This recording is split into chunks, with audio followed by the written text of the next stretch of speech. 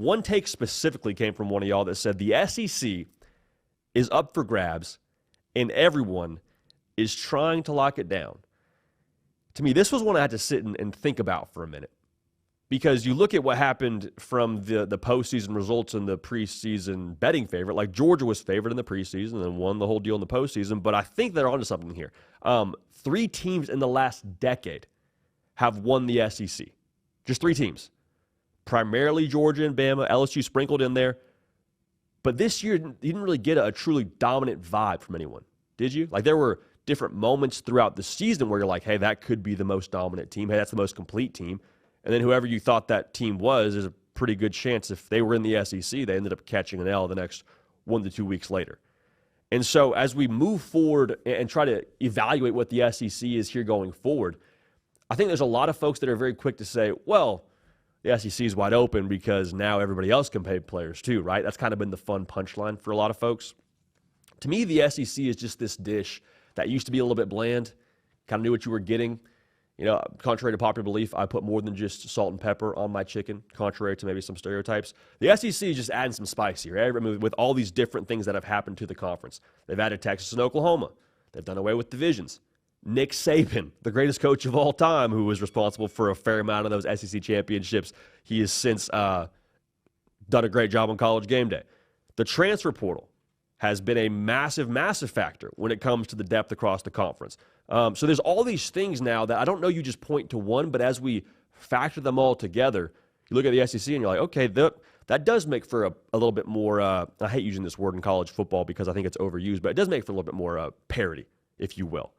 So when you look to next season, there's just the spice level to me is only ratcheted up because of what the lay of the conference is going to be. Like those traditional powers we talk about, the Georgias and the Bamas, I mean, we'll factor in Texas because they played for it their first year in the conference. So, I mean, to have a 100% appearance rate when it comes to your time in the SEC championship, not a bad deal for them. All of them will have a new quarterback.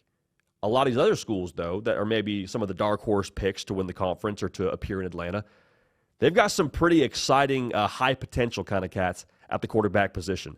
And as much as we talk about line of scrimmage play in the SEC, and that totally deserves to be discussed, I really still believe that who you have at quarterback paired with the line of scrimmage is what makes the difference. Look at this past year. We have had our fair share of discussion around Quinn Ewers and what he wasn't this year. Same deal with Carson Beck. The dust settles. Both dudes were top 5 in the conference when it comes to passing yards. Translation, they were still good. Were they number 1 and number 2 respectively across college football as like the Heisman Trophy frontrunners? No, but they were still more than good enough to get you to Atlanta, Georgia. And for Georgia, the rest of the roster in overtime allowed them to win the SEC title in Atlanta, Georgia. So going back to the point I was making, it's still about quarterbacks, to me at least, in some large part.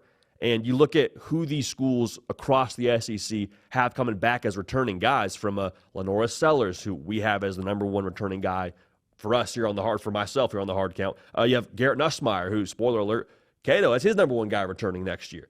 DJ Lagway, I mean, we put him in the top 10. I had a lot of folks in my mentions saying DJ Lagway should be much higher on this list. So there's Nico Imaliava and the potential that he has. So there's so many schools now that I think have a quarterback that can make the difference for you, that can get you to Atlanta and can ultimately win you an SEC championship if you have the other things around them correct in the roster. So that's the first part of this question, or the first part of the take, rather, is the SEC is up for grabs. The second part of it, though, is where I think this discussion gets really, really intriguing. The second part of it is, well, everyone's trying to lock it down. Well, why are they trying to lock it down? What does that equate to if you lock down being the top dog in the SEC? I think optically is where I would see the most return there if I were to win the conference next year, if I were a Tennessee or a South Carolina, because even if it's only in a 1-year sample size, in a day and age where player mobility has never been higher, to be seen as the top school in the conference that has produced the most draft picks, that probably helps you when it comes to acquiring talent in the portal, and it definitely doesn't hurt you on the recruiting trail. It's a classic chicken or the egg situation. With Georgia and Bama, when they won it, it felt like every other year. Every year rather, they were top 3 when it comes to the on-3 team recruiting rankings. That was Georgia, that was Bama. Why? Yeah, because they're winning a lot. That's definitely a big deal. but they're winning a lot with a lot of guys now that go play on Sundays, which as a recruit, you have to believe is a massive part of where you end up deciding going to school. So that's the first part of this. But the other part of this is I don't really know that we see somebody lock down the SEC. Like Cade and I were talking before this, and the majority of those championships that were won by a Bama or a Georgia, not to say that they're in any way, shape, or form watered down, but in the new SEC, like this, the gauntlet you have to run to win it is so brutal every single year. Like Bama and Ole Miss both beat the champion in Georgia. Neither one of them played for the conference. Okay, Texas, they finished second in the conference. They lost to Georgia. They made it the farthest in the college football playoff. And they don't return their quarterback next year, as well as some other key pieces. The portal, to me, is taking away from what has made the superpowers in the SEC the superpowers. Like, you think about Georgia, you think about Bama, when they were reeling off those SEC championships, more notably, I suppose, Alabama, if you want to talk about frequency. What made them so different?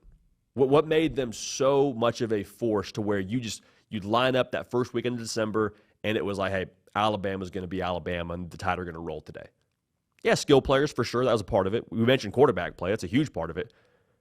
But more importantly, in the previous era, the pre-portal era, rather, they just had so much depth. So much depth. And you hear everyone and their mama now that stands in front of a microphone, coach, personnel, or personality otherwise, saying the depth in college football is starting to deteriorate. And it's hard to blame anyone. If you're in the SEC and you're a third-string guy, you play for an Ole Miss or a Georgia or whoever, guess what? You could probably go start somewhere else. And this isn't me telling you the SEC is the best conference. We've said actually on the show now multiple times, the Big Ten was the best conference in college football this year. But it doesn't change the fact that a lot of dudes with 4- and 5-star profiles commit to some of these schools and then end up finding themselves their second year on campus not getting the playing time they think they should get. They're on the scout team or they're in the 2 deep. And it's like, hey, you know what? I can go play somewhere else right now and make some good money doing that. In some ways, more power to those guys.